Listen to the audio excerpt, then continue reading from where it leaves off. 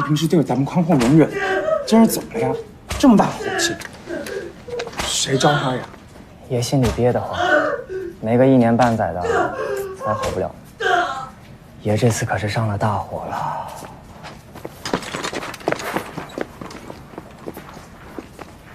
今天什么日子来着？秋姑娘明日就走。她离京的马车备好了吗？爷心里明明就惦记着，为什么不早点回去啊？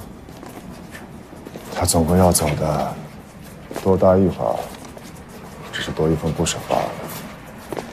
不舍就是不舍，多见一面也是不舍，少见一面更不舍得。也把自己困在劈柴树，避而不见，不舍就能少了半分吗？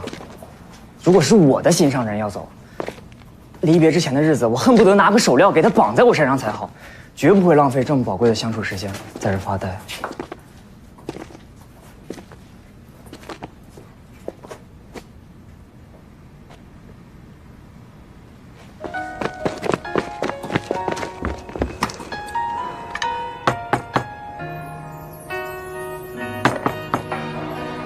朱渊，朱渊，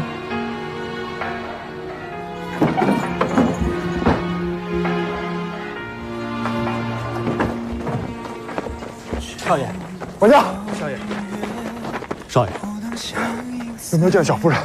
小夫人一走便出去了，并不曾回来。那她走的时候有人跟着吗？是骑马还是坐车？小夫人也没让丫鬟下人跟着，走的时候老奴也未曾看到。说好了明天再走，怎么今天就先走了？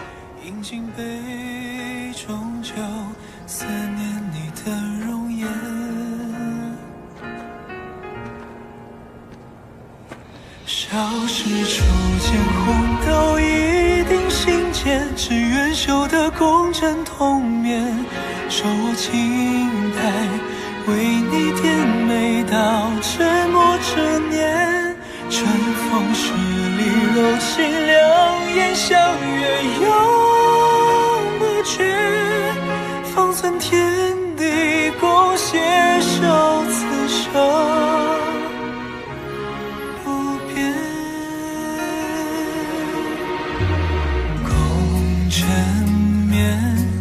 待你梳妆，双臂相连，夜听红烛，月下缠绵。不要变，锦衣系在红袖间，陪你看灯火耀眼。小事初见红豆，一定心间，只愿修得共枕同眠。爷，时候也不早了，先回去吧。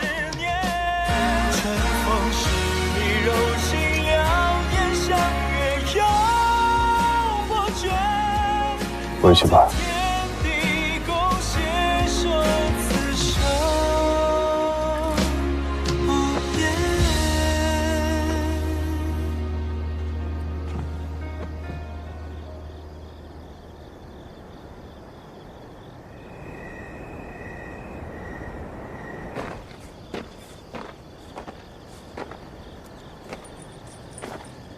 把这个拿到夫人房间。是。小夫人，你没走，爷。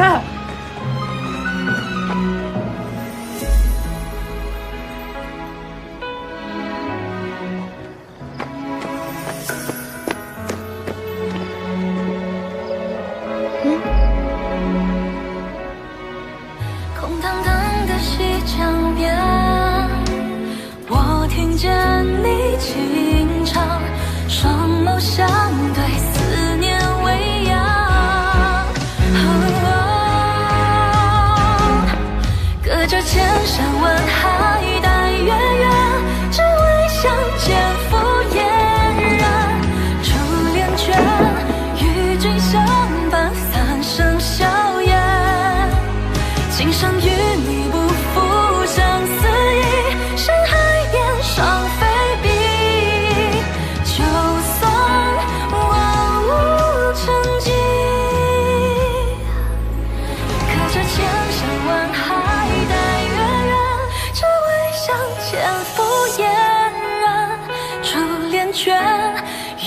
云相伴，三生笑颜。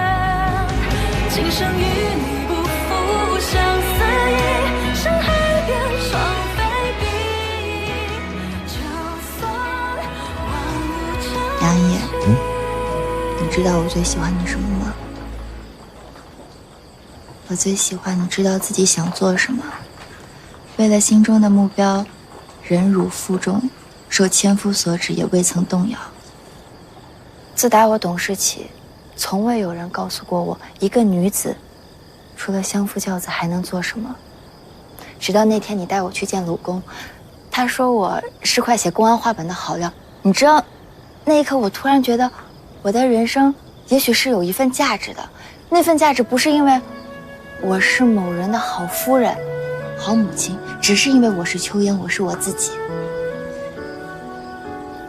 从小我就看着姨娘还有母亲，为了父亲，为了这个家，终日劳心劳力，一辈子就这样过去了。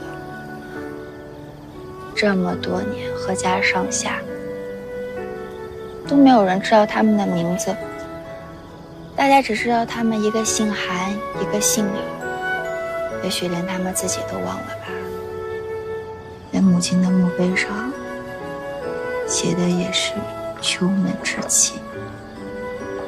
许多年以后，不会有人再记得他们，更不会有人知道，在他们年轻的时候，也是鲜活明媚的女子。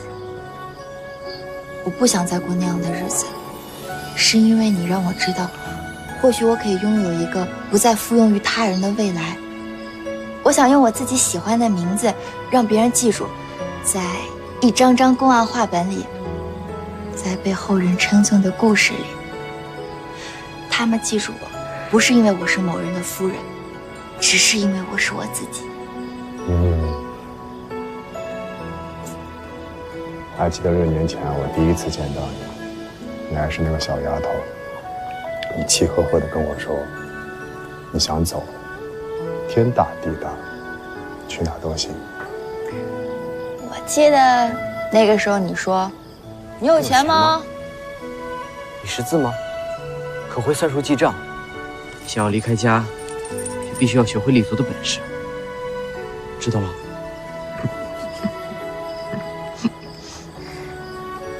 可现在呢，你都有了。哎，小丫头，我始终留不住你。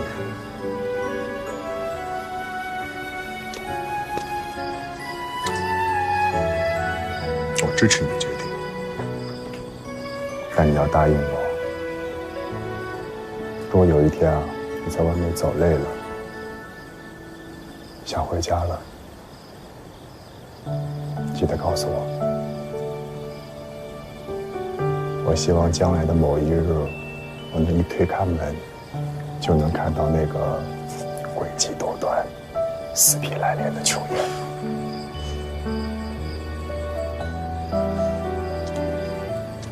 我会在原地等你。哦，大硕属地辽阔，从南到北3年5载，归期为定。我不想你这么等我。由不得你来决定。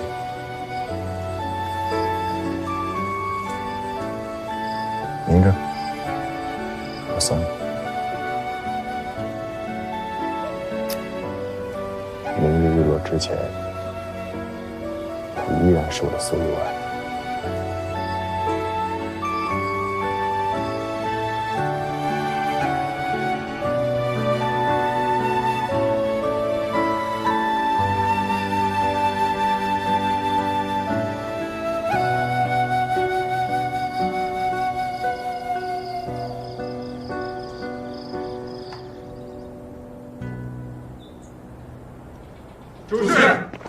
主事，这次咱们可真成了满朝文武的笑话，您就这么认了？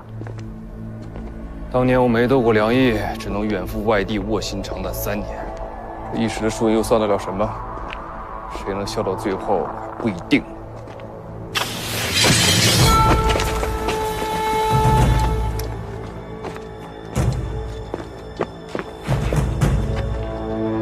主事，有个纸条。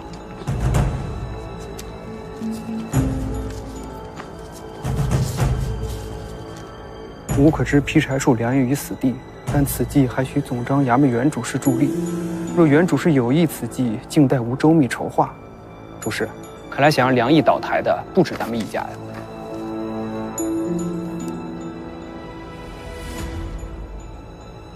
可不知朝野之中谁还有这个能耐，说要置他于死地，我都不敢打下这个包票。主事，不管此人是谁，只要是梁毅的敌人，就是我们的朋友。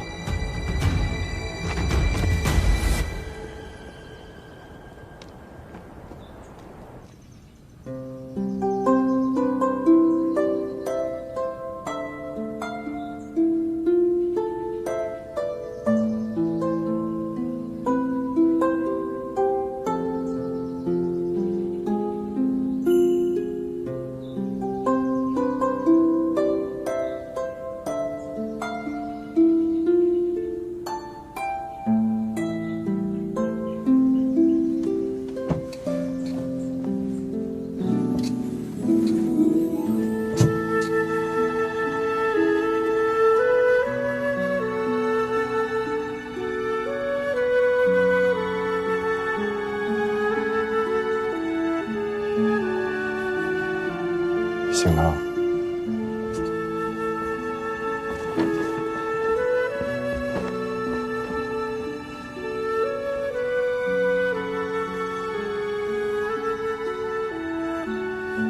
我上朝了。等一下，这儿怎么开线了啊？来，你先坐这儿啊，我帮你聊两针。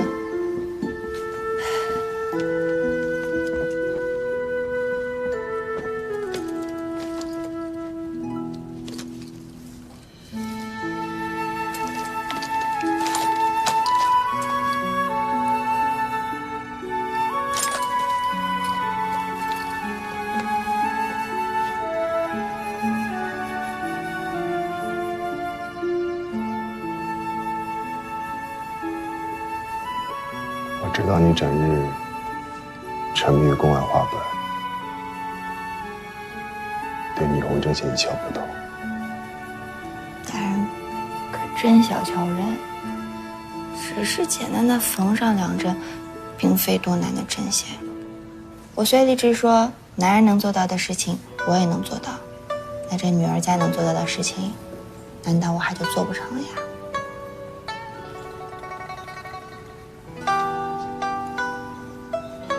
今日早朝，我请假吧。怎么了？早朝一去就2-3个时辰，半日便免了。平日里，大人会为了家眷放下公务吗？那我不就成了魅惑主君的妖妇了吗？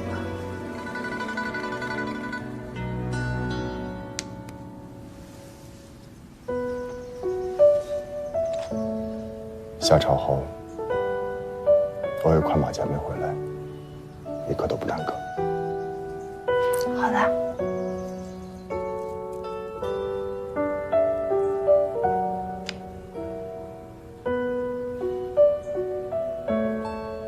那我走了。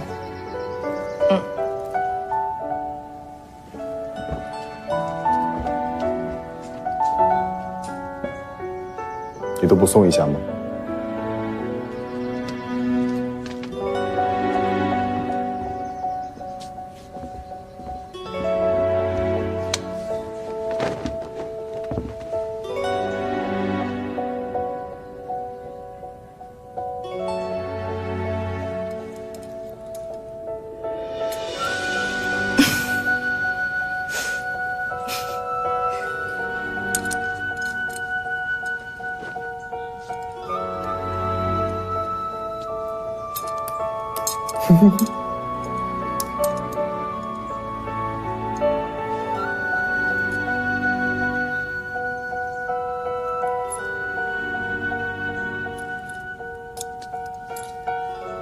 我把钥匙放在你这儿。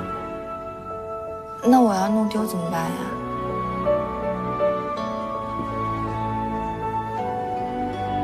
一辈子别解开。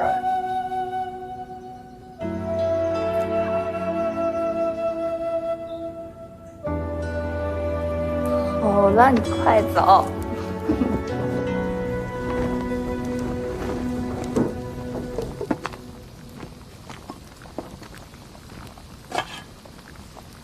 在做什么呢？我帮大人做点家常菜。啊，我帮你。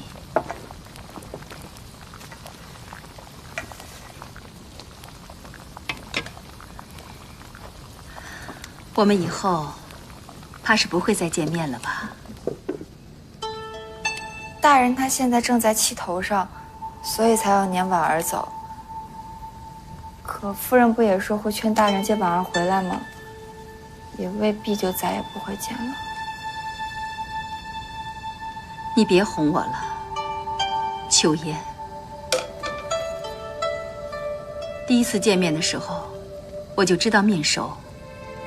昨夜我睡不着觉，翻来覆去。突然我想起，我是在哪儿见过你？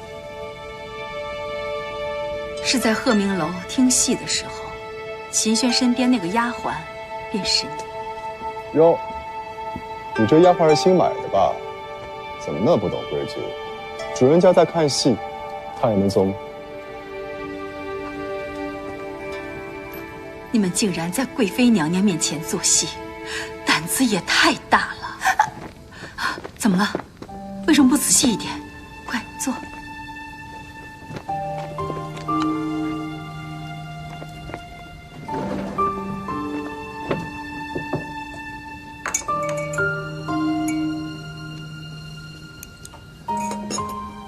老夫人，我不是有意要欺瞒你的。我知道，你那时是罪臣之女，义儿要保你，所以也只有这个办法了。你要欺骗所有的人，只能把我也蒙在鼓里了。老夫人，对不起。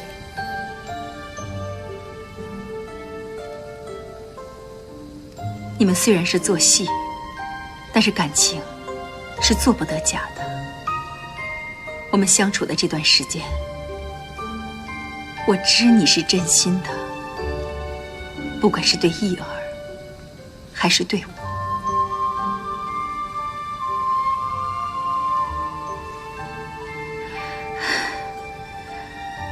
你答应过我，不离开义儿的。苏一婉说的话，秋烟就不认了吗？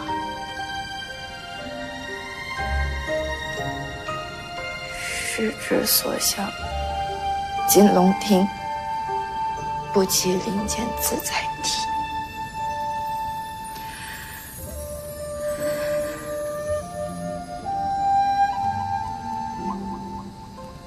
你本该飞于天空，不应该在侯府的厢底等待尘埃。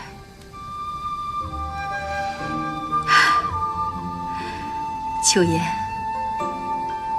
不管你以后走到哪儿，只要我在，梁府的大门永远为你敞开。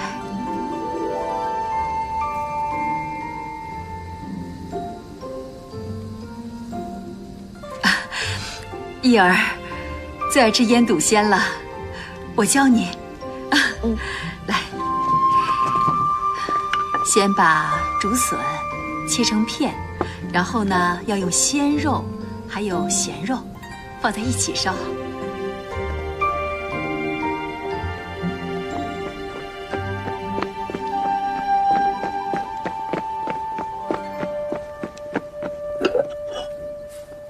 香不香？好香。这是你做的？这是老夫人教我做的。就这一个菜？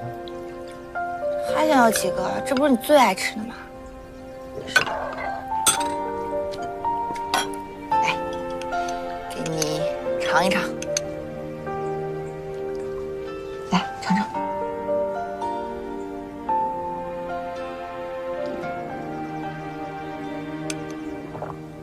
怎么样？好喝，咸。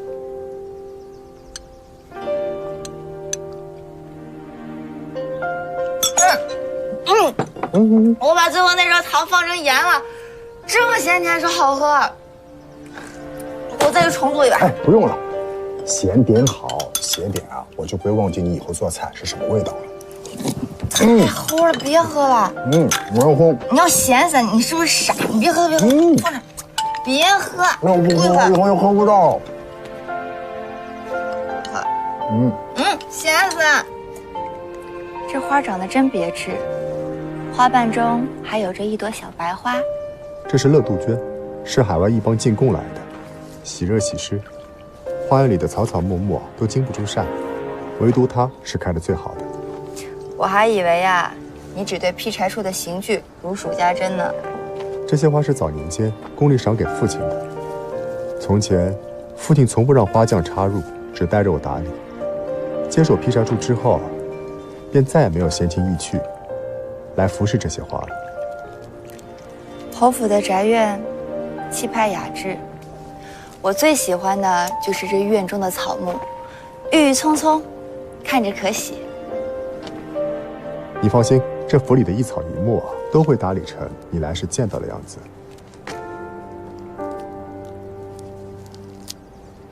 这一只长势最好，剪了岂不可惜？若能留下，自然是最好的。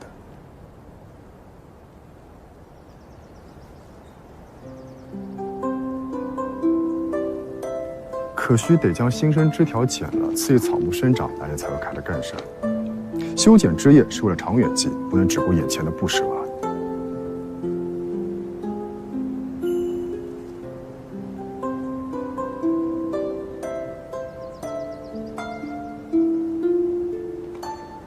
听说今日四方街集市热闹得很，我带你好好逛逛吧。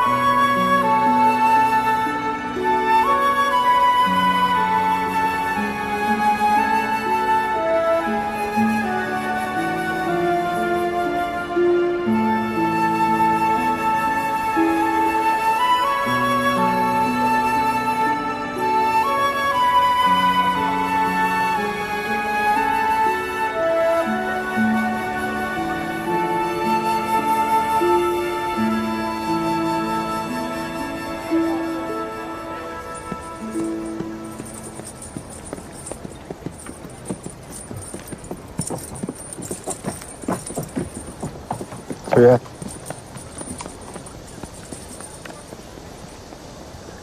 你怎么找到的？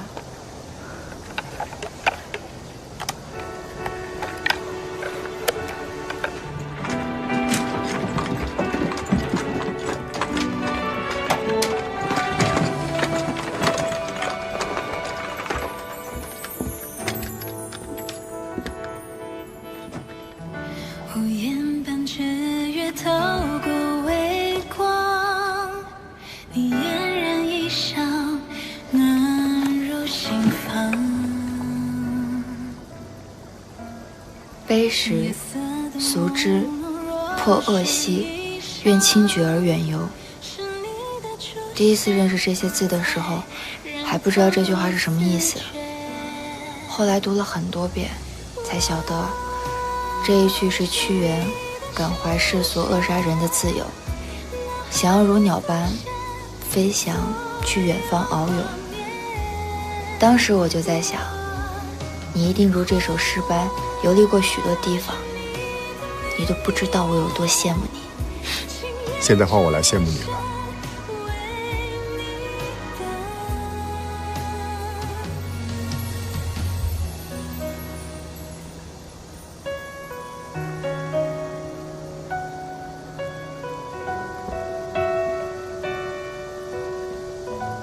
去吧，马车会送你去任何你想去的地方。透过微光，你嫣然一笑，暖入心房。夜色的朦胧，若是一伤，是你的出现才让透了思圈。望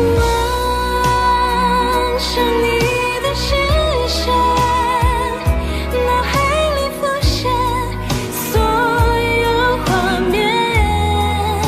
我画着你的眉眼，情愿这一生为你等。如若一切回到从前，原来生命从不曾等完宣言。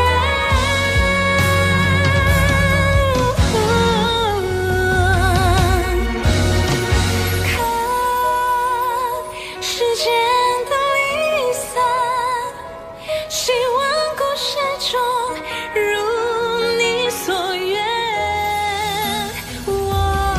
你若不想我离开，我便留下陪你。秋月，你想要的，我都会给你。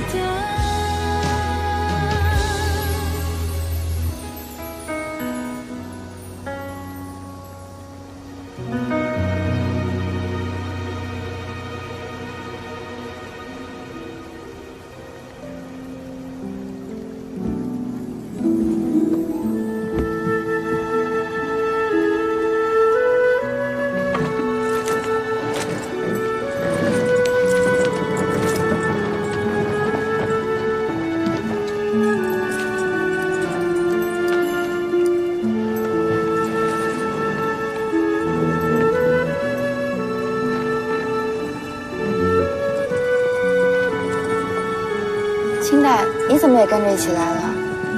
我求梁大人同大太太说了，放我出府陪你一起走。天地广阔，我不放心你一个人，有我在，多少有个照应。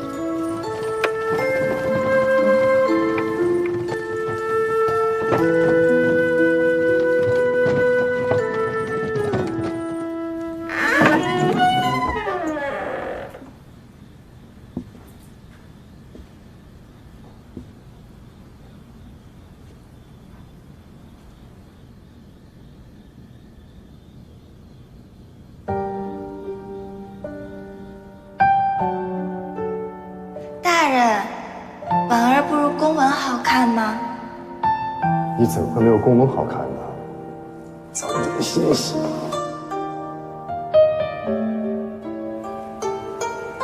我本府你所托，你该怎么答谢？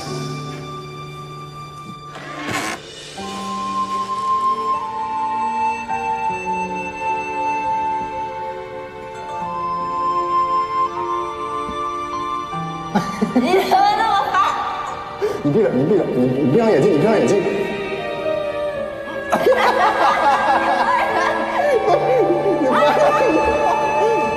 好，再来。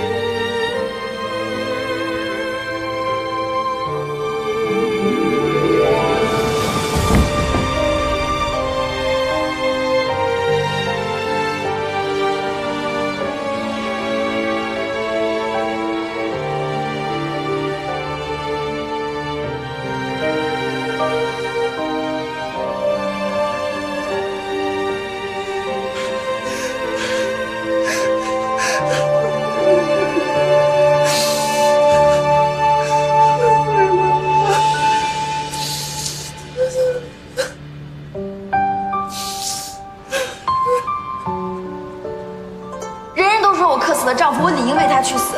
可我敢问梁大人一句：男子克妻又应当如何？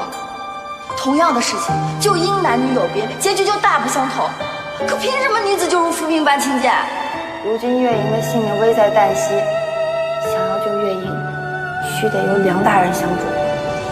梁大人的善意，我想要留到最关键的时刻再用。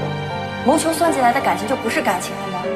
男女之情哪有那么多水到渠成？一见钟情的故事，我相信这世间有，只是我不相信自己有那么好的运气。比起嫁谁，我更想自己选择我要走的路，而不是别人替我选。我相信终有一天，天底下的女子也会像男子一样，读书做官，经商开店，做任何自己想做的事情。哪怕这一世我看不到，下一世下下世我也要身为女人，看到那天的来临。老太太把邱家交给了我，必须留下来。我要带着邱家的每一个人活下去，回到邱家平凡昭雪的那一日。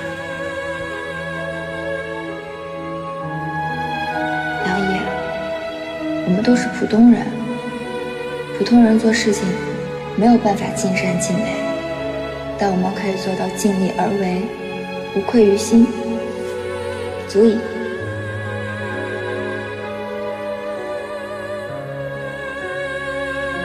大千世界，我要去寻我的故事。我想用我自己喜欢的名字，让别人记住我一张张公案话本里，在被后人称颂的故事里，他们记住我，不是因为我是某人的夫人，只是因为我是我自己。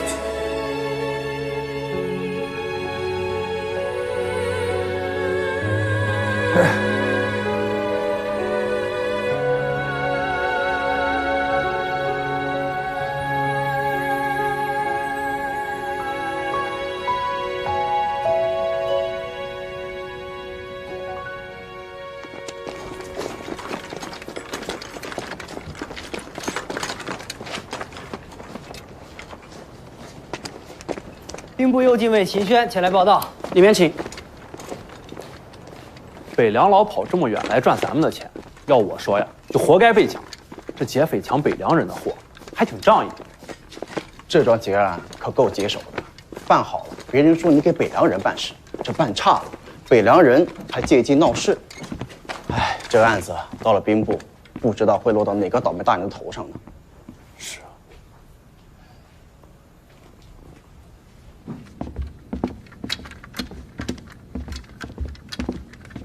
郎中大人，兵部右近卫秦轩前来就任。秦公子不必多礼。殷国公他老人家最近身体可还康健？家父身体一向硬朗，多谢大人挂心。那你与玄女的婚期也该临近了吧？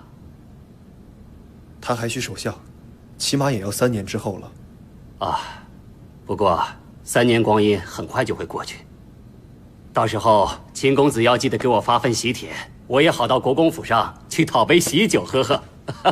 大人，咱们还是说公事吧。下官听闻，似乎有一桩北凉人的劫案到了兵部，但是无人愿意认领此案。那件事啊，我劝秦公子还是不要插手的好啊。大人何出此言？前几日，有几个北凉商队在京郊遭遇了山匪抢劫，没有发生命案，本无大事。可此案正好赶上眼下大朔北凉两朝议和之际，如果稍微处理不妥当，北凉方面定会揪住此事不放。那时我大朔好不容易谈下来的通商贸易条件，将付诸东流啊。所以此事就成了一个烫手的山芋。大人，下官不怕担责，愿为大人分忧。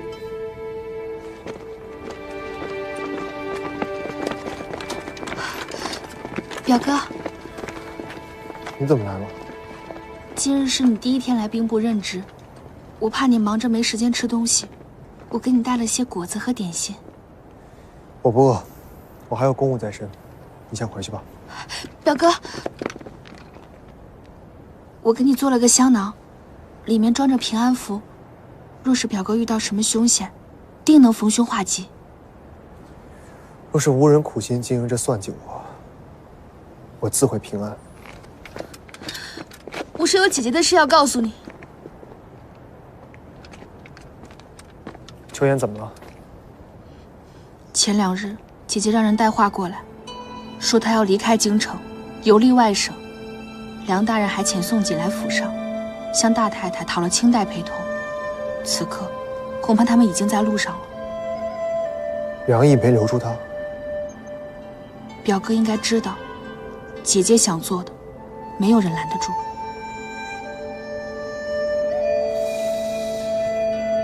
这么说，他既没选择我，也没选择梁毅。我早就跟表哥说过，姐姐最爱的不过是她自己。他真的如一缕长烟，直上青云了。好，我听你的，向前看。我一定会做出一番事业，无论你在天涯海角，都能看到。宁姑娘，我们爷现在是有差事的人，不同以往。而且衙门这种地方，我劝姑娘以后还是少来，人就看见，难免笑我们爷矫情。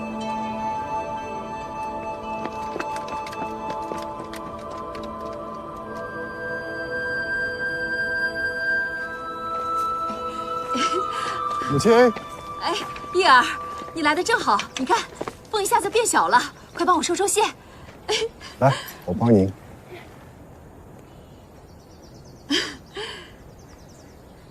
第一次见母亲放纸鸢，母亲今日怎么那么好兴致？这是婉儿啊，秋烟给我做的长串纸鸢，临走的时候送给我的。她还担心她第一次做，怕飞不起来呢。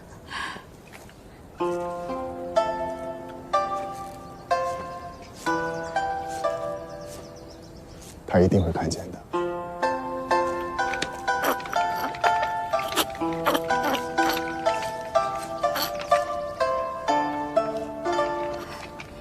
真漂亮。爷，詹太医家来人了，说有事要求见爷。詹太医，就是那个当年我父亲受伤之际，为我父亲医治的詹太医。来人有没有说何事？说詹太医病重，今早突然回光返照，就吵着要见爷，说有事一定要跟爷交代。说老侯爷的死另有缘由。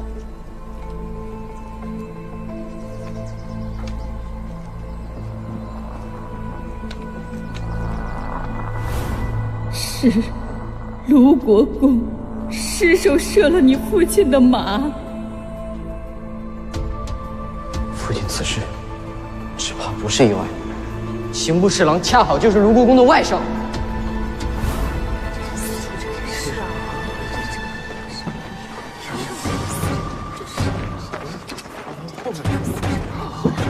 爷，这是方才来府里报信的那名家仆。詹太医也死了。爷，我去问问看。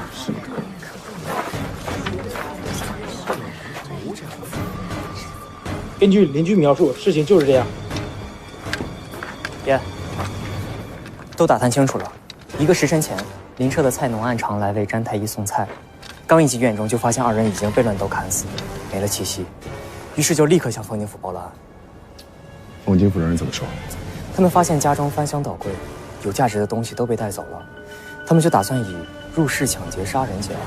詹太医年迈重病，若有歹徒入室抢劫，他根本就没有做到之理。爷，你也觉得入室抢劫是假象？凶手不偏不倚，在詹太医要见我的时候伪造入室抢劫，分明就是在阻拦我见詹太医。詹家一共就詹太医和家仆2人，如今绝了户，没了苦主。现在估计凤景府那边更是不愿细究。你怎么看？虽说这屋内的确有抢劫痕迹，但詹太医刚遣人来说，老侯爷的死另有隐情，就遭遇劫匪，这未免也太巧合了。看来当年我父亲的死还有蹊跷，这案子得我们自己查。你去打探一下，还有何人今日进出了詹太医的院子，或者是与家仆碰过面。詹太医告知我父亲一事是临时起意，凶手得知此事，必然是在今日之内接触过丹太医或者是家仆。是。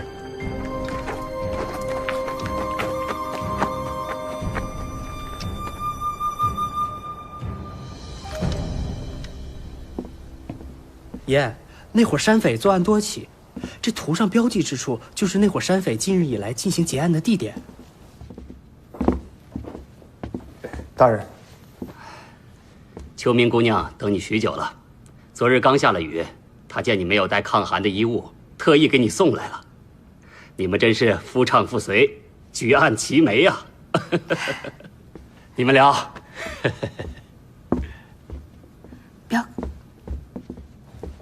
裴雪，方才的事接着说。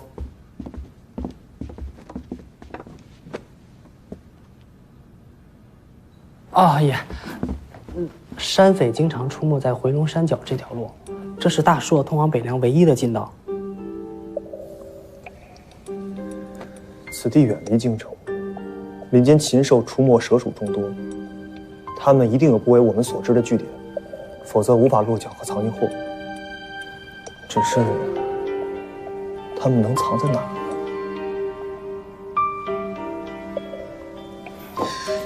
我知道，之前为了寻找转世玄女现身之地，宋锦调查过回龙山，我去过那里。那边山洞众多，又彼此相连，是极易躲藏之地。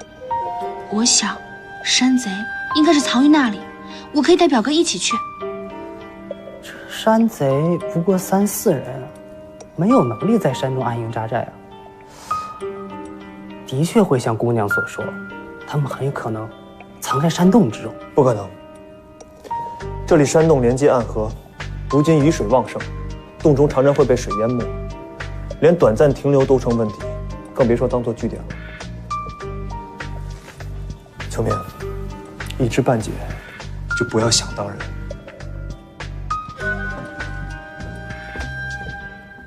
詹太医出事前，只有宫里的丁御厨曾经带着饭菜来慰问过詹太医。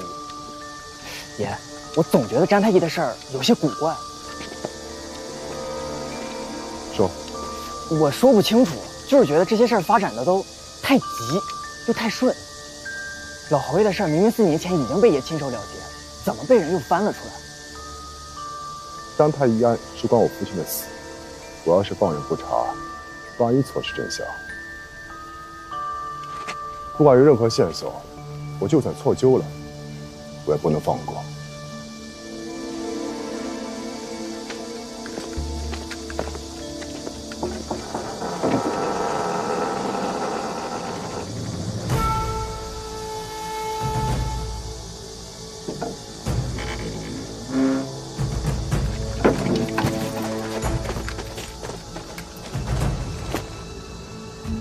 刚死不久。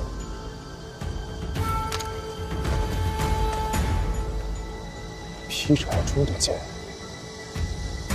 不好，我们着急了，走。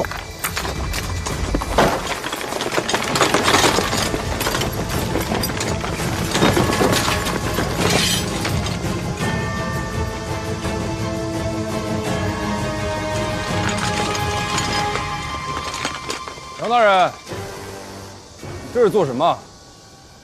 主事是劈柴处的弩箭。杨毅。你胆敢谋害御厨，是何居心？月老，我太小看你了。拿人！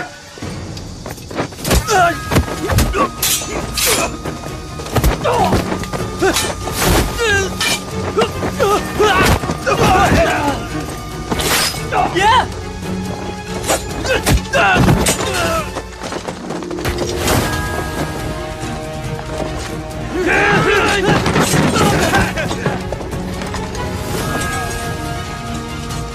兵分2路给我追！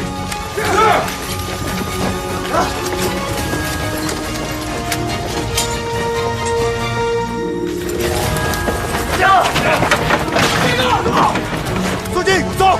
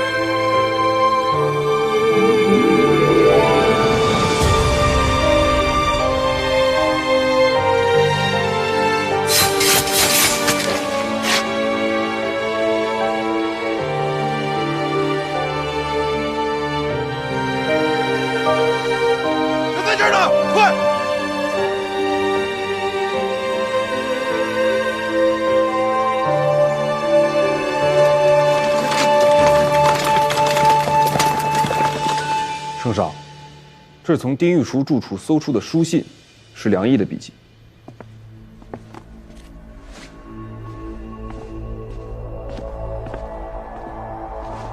近1个月来，丁御厨与梁毅频繁书信往来，信上写的明明白白。梁毅贿赂丁御厨不成，又以劈柴处极刑相要挟，指使丁御厨在圣上的饭菜中动手脚。所幸丁御厨感念圣上恩德，明知不从就会被梁毅灭口，仍然不愿为虎作伥，宁死也要揭发奸臣。昨日，丁御厨主动与梁毅约谈，并将此次会面提前告知于总章衙门。我带人前去，可惜还是来晚了一步，还是没能保住丁御厨。在行凶现场将罪臣梁毅人赃俱获，却又被梁毅侥幸逃脱。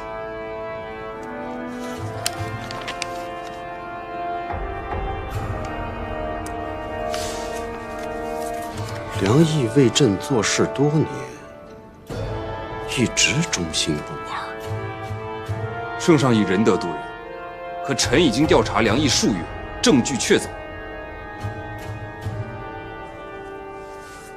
这本名册中的官员将领，是梁毅近1年以来私下结交之人。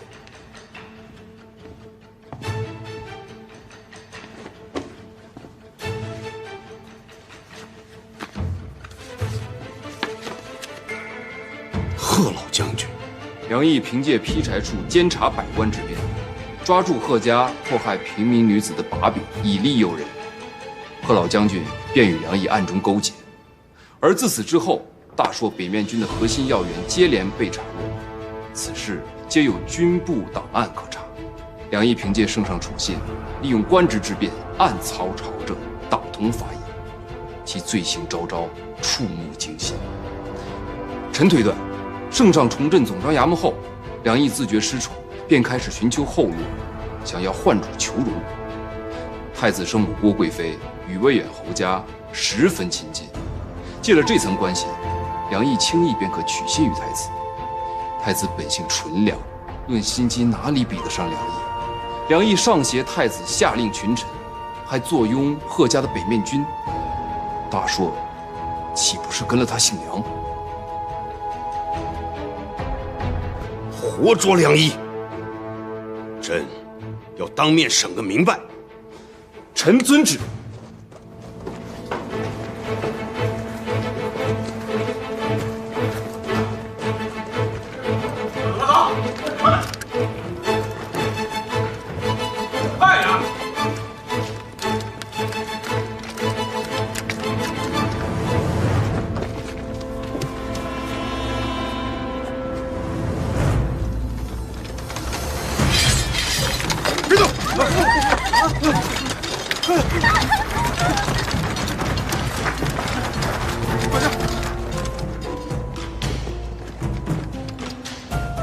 原主事有令，梁府上下涉及梁毅谋逆一案，在此案水落石出之前，所有人不得出府。生活所需用品应由总章衙门调度，若有一人违反禁令，全府上下一并株连，押至总章衙门牢房。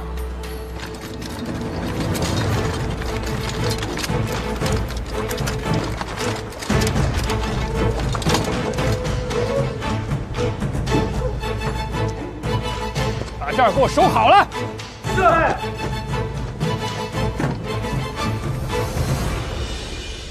主事，劈柴处的所有案卷都已收缴，并派人严加看管。恭喜主事，终于得偿所愿。别高兴得太早，梁毅诡计多端，他这一逃走，难说会不会再横生枝节。主事，如今这劈柴处已经倒台，梁毅就算是活着，也不过是狼狈逃窜，不可掉以轻心。以他的能耐，只要没落在我们的手里，终归令人不安。不过，让我更放心不下的是背后给梁毅设局的那个人，此人的身份我们还一无所知。之前我几次三番和梁毅斗法，始终功败垂成，而此人居然一击即中。丁御厨的圈套并不算高明，他怎么就能料定梁毅必定会出现在那里？主事，这智者千虑还必有一失呢，更何况是梁毅。要说梁毅毫无警觉，我断然不信。可若有警觉，那个人竟有办法让梁毅不得不去。看来此人的能量绝非你我所能比拟。按大人的意思，跟这种人牵扯太深，也未必是好事啊。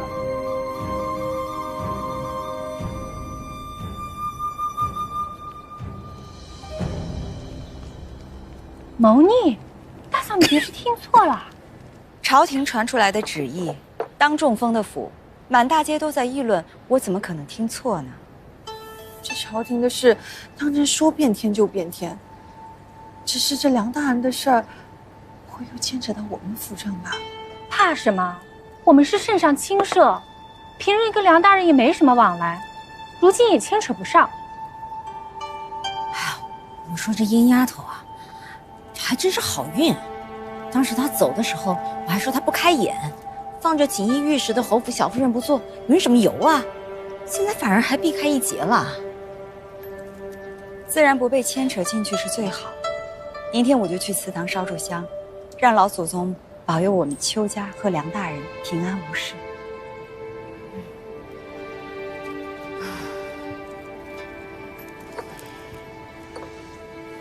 多谢秦大人。不必多礼。我国一向十分看重与北凉的商贸往来，阁下在我国境内遭到劫掠，大硕朝廷自然不会放任不管。如今北面的商道派了专人巡逻把守，以后阁下放心来往便是。大硕客商已经等这批货物许久，若无事，我便先离开了。照规矩，阁下还需将货物清点一遍，若有任何遗失，我会上报朝廷，以作补偿。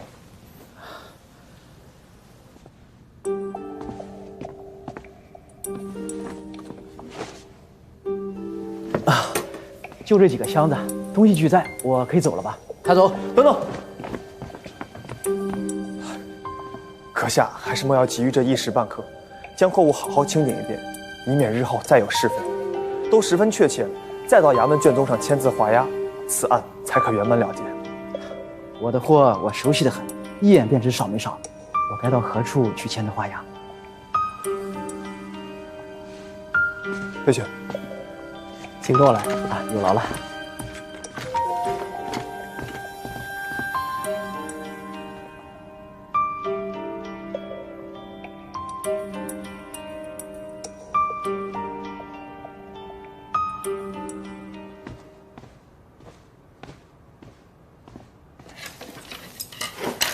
表哥，你忙完了？我听说你立了大功，我特意做了些饭食送来，给你庆功的。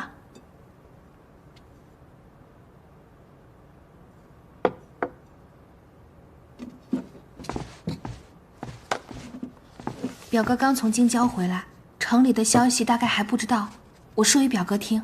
不必了，吃过饭就回去吧。是梁大人的事，表哥也不想听吗？梁毅怎么了？说梁大人杀了宫里的御厨，还牵扯什么谋逆，如今满城在通缉他。怎么可能？胡言乱语！此事千真万确，总章衙门的人派人抄了劈柴处，封了侯府，原主事还带人搜捕梁大人。这事表哥出去一问便知，我如何能瞒？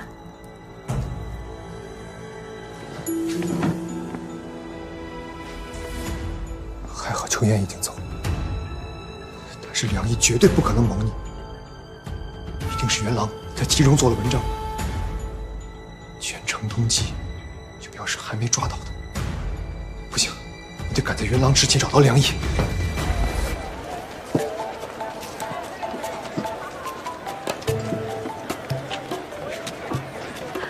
姑娘，前面这些戴着帽子的就是北凉人吗？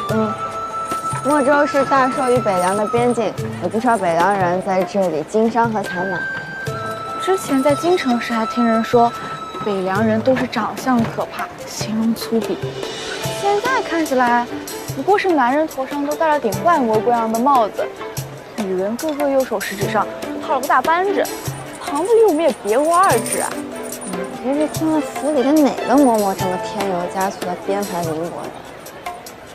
北凉与咱们地域相近，相貌上自然不会有那么大的差异，只不过习性和处事方面有所不同罢了。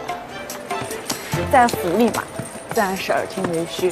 多亏了姑娘带我出来见世面，才能眼见为实啊。哎，姑娘，前面好像有人在办喜事儿，去看看。走。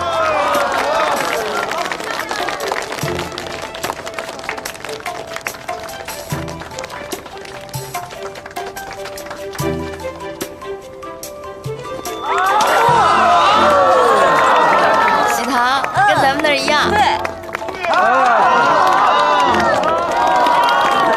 哎，大爷，这对新人怎么穿的颜色都不同啊？姑娘，你们是外地的吧？按照咱们这儿的惯例啊，这个两国的新人成亲是可以穿着自己国家不同的服饰去举办的。你看，咱们大硕以红为喜庆，这北凉人啊，则是认为白色是最吉祥的。这个扳指啊，是北凉姑娘打小就带着。结婚的时候呢，新郎取下此物，便是打开女子处子禁忌之礼。这也是北凉姑娘的成人之礼。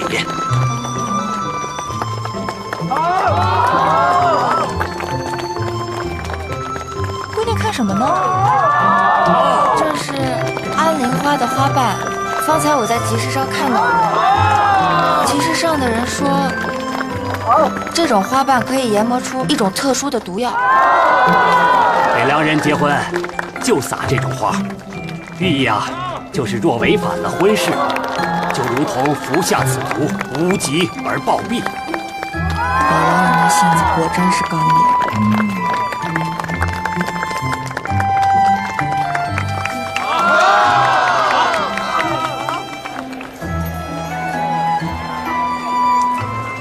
哎，这个挺好看的。嗯，那个。真漂亮。我看你这，您看老板，这个多少钱？这个只要10个铜钱。我劝你，您看，你要想买，可以给你便宜点。此话怎讲？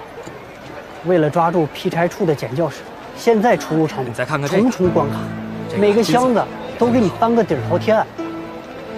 我听说这梁大人是圣上眼前的红人，这怎么成逃犯了呢？什么红不红的？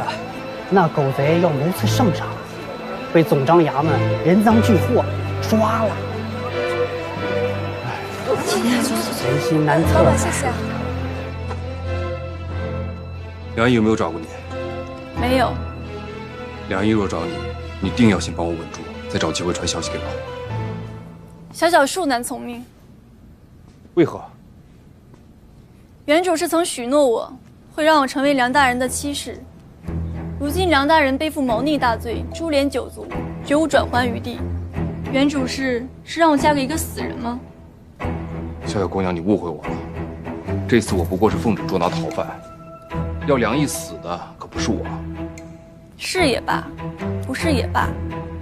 如今梁大人生死都难保全，我们之间的合作是不能成的。小小姑娘，你说的话恰恰说反了。你必须与我合作，只有如此，才能保住梁毅。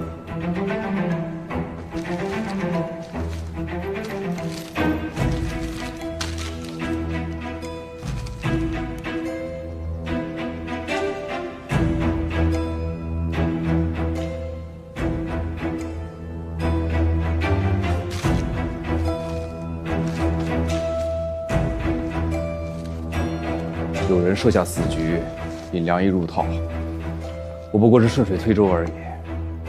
现在看来，幕后设局之人势必要让梁毅万劫不复。梁毅逃跑，他们定不会就此罢休。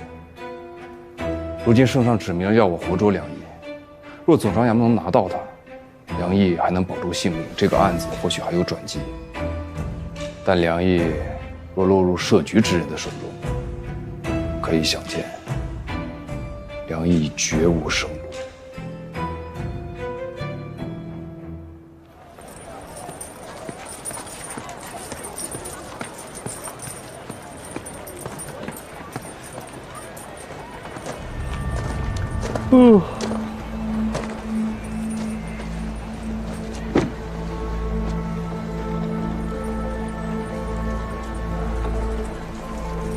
大人真是让我一番好等啊！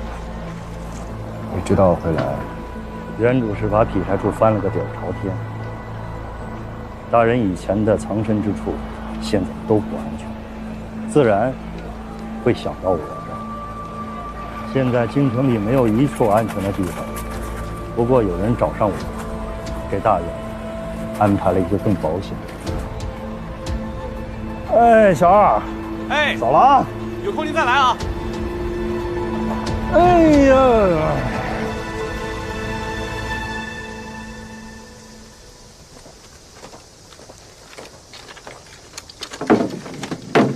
进来吧。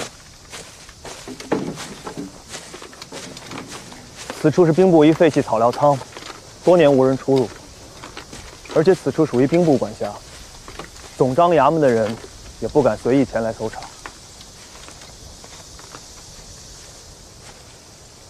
谢谢你。你我之间何须言谢？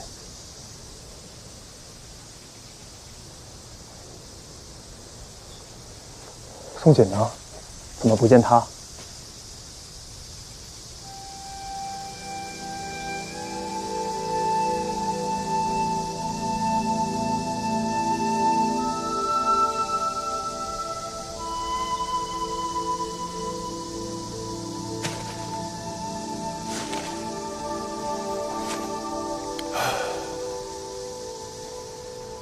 他为了掩护我，死战不退。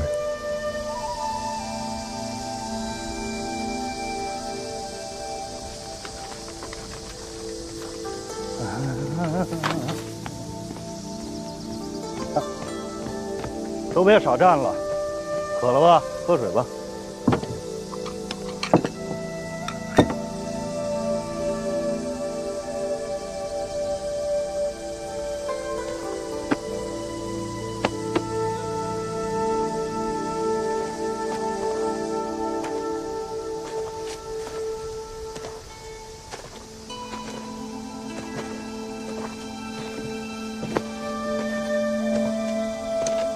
你接下来打算怎么办？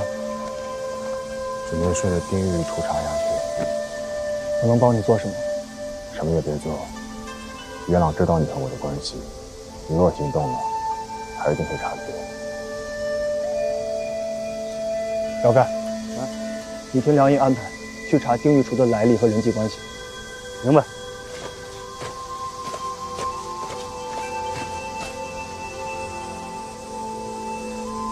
听说秋妍走了，我们当时说好了，不再联系。但是以目前的情况，我希望他永远别回来。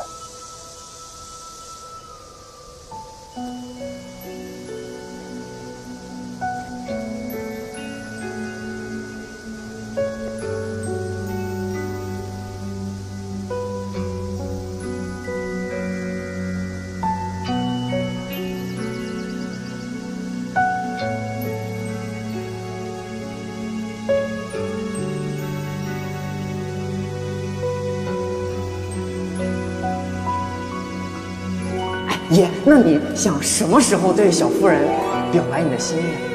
有道是“有花堪折直须折，莫待无花空折枝”。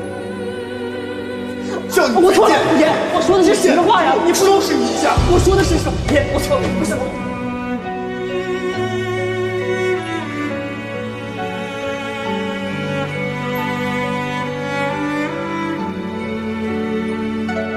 这些年，爷为了老侯爷，为了自己心里的大事，就把自己困在劈柴处，又可曾开心过一日？爷别忘了，当初老侯爷生前最希望的就是爷别进入朝堂这潭浑水里去。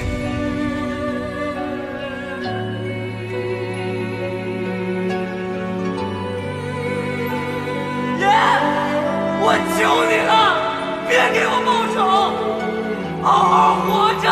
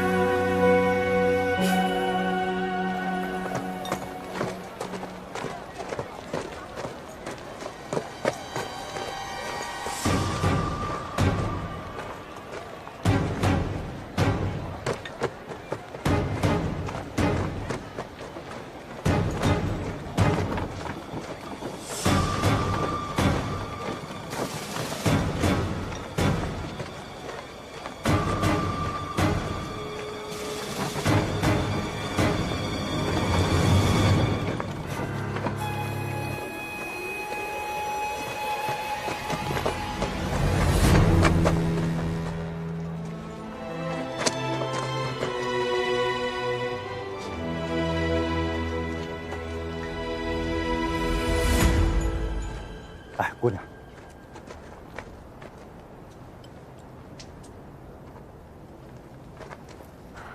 我家姑娘急忙赶回来，可不是来喝茶的。可是我的确不知道梁毅的下落呀。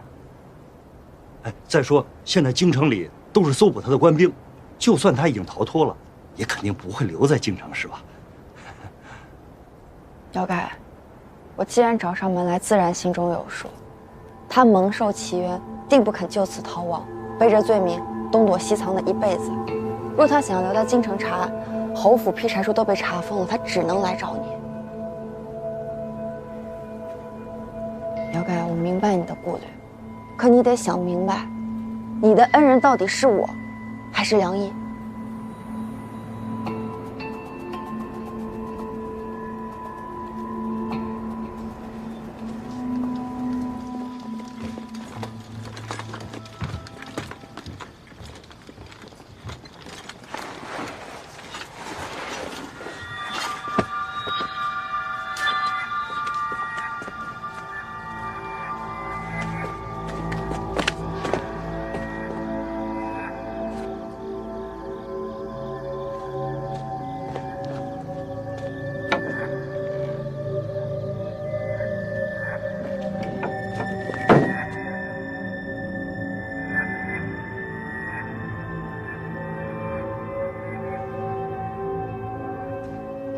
这按理说，丁玉厨在宫中办差，他有详细的档案信息可以找。可是他在入宫之前的经历是一片空白，在京城也没有熟人。关键是，关于他现在所有的物证，都在总政衙门的库房里。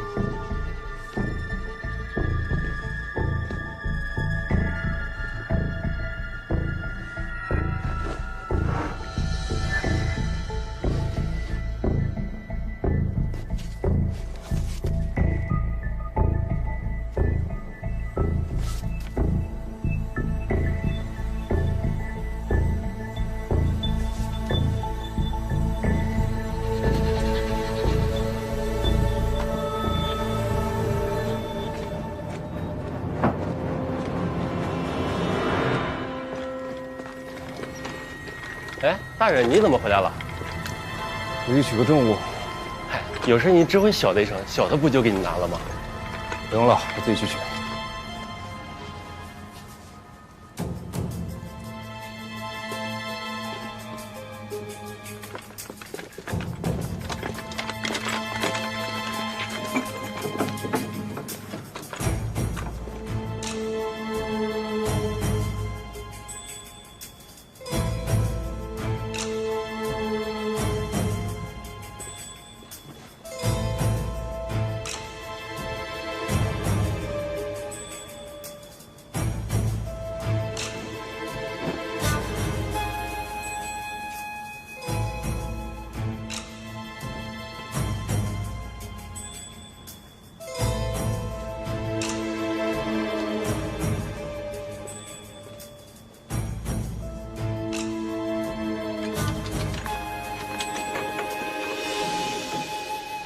尸房重地，房门怎么敞着？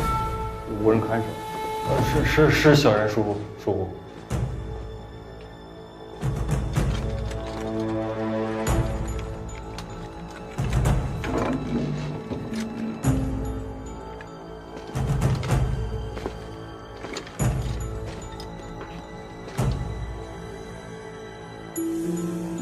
把门看好了。是。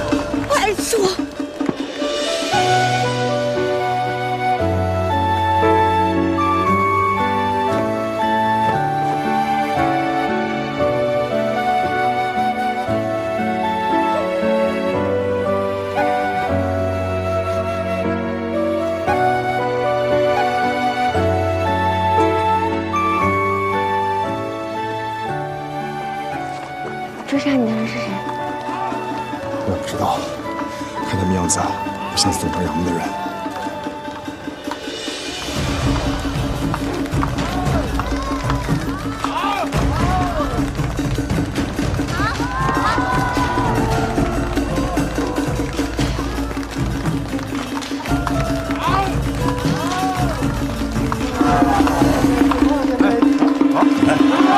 干嘛？你。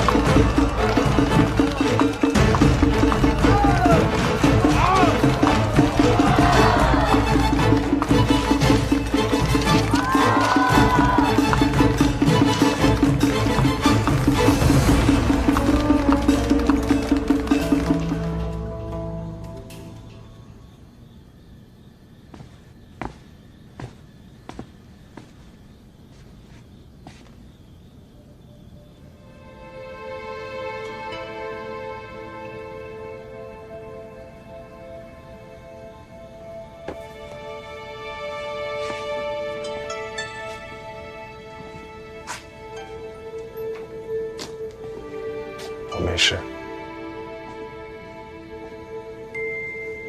我刚让姚盖送清代回邱府了。很好，这里不安全。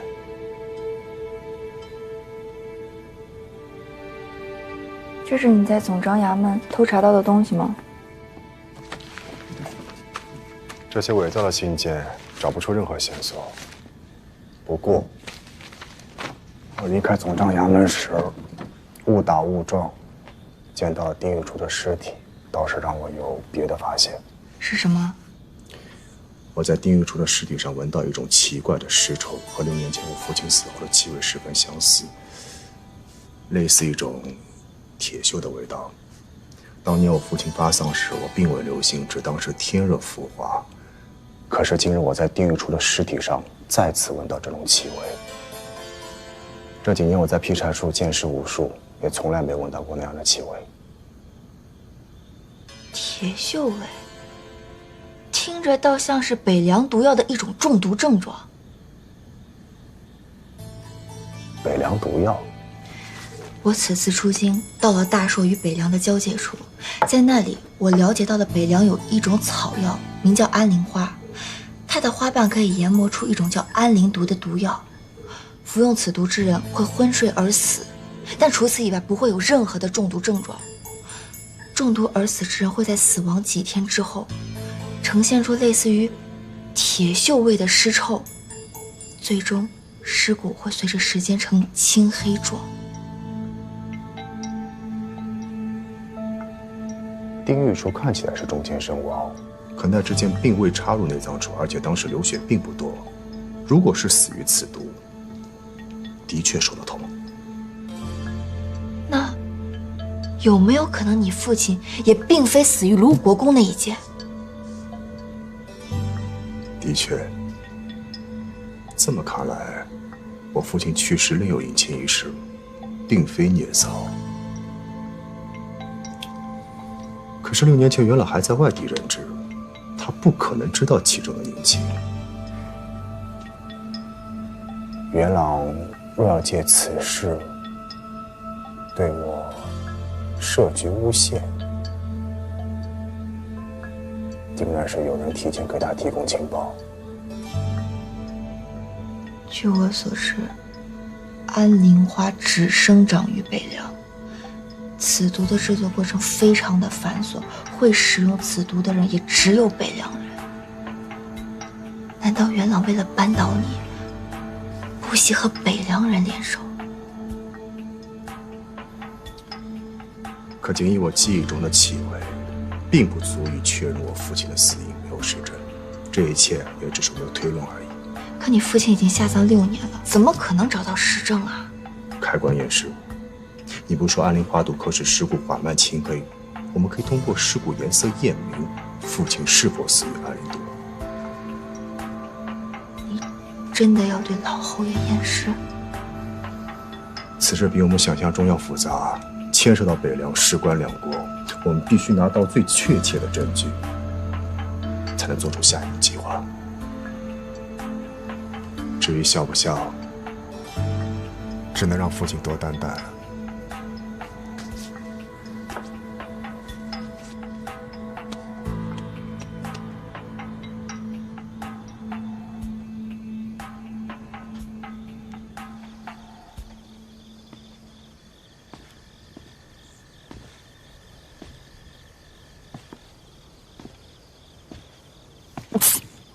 松姐，烧壶热水。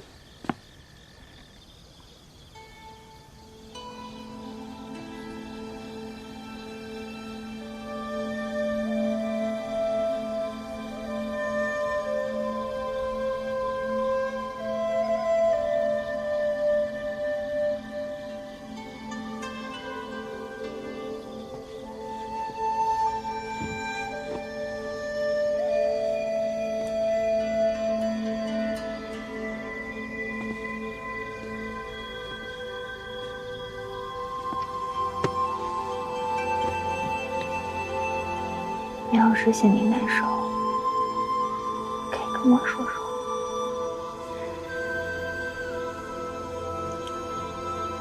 这几日我一直在想我和他小时候的事情。他6岁进的府，跟着我，你知道吗？宋景小时候最害怕虫子。连只蚂蚁都不愿伤害。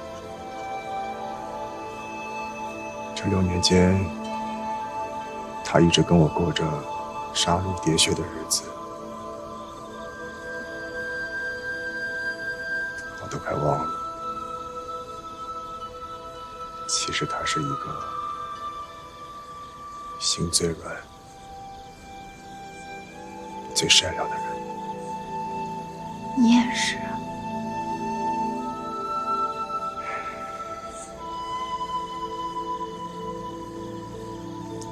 是自己选的，可他呢？他只能选择做一个中府。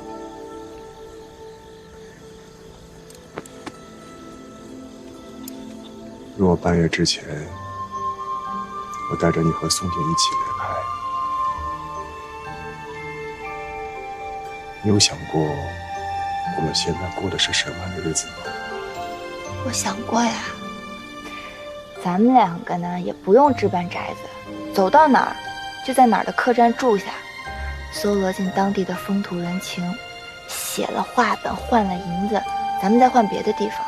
大帅的北疆我去过了，我听说这一直往南走，在亚洲的尽头，那里叫天涯海角。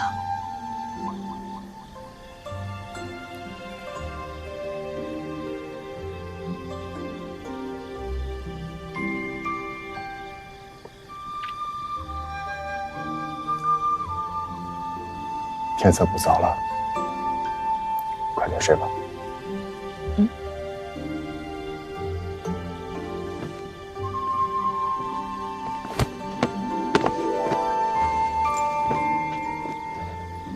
秋月，对不起，我只有你好好活着。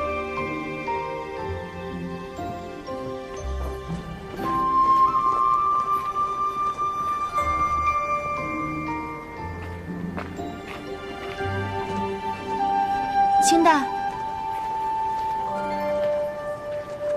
三姑娘，你什么时候回来的？昨夜就回了府，当时夜色已晚，未及禀告姑娘。那二姐姐呢？三姑娘见谅，眼下姑娘的事，我不能多说。好，我知道了。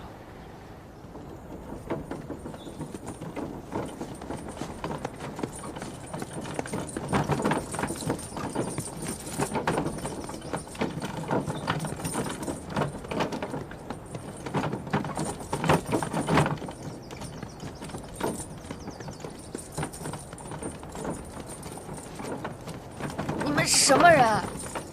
绑我做什么？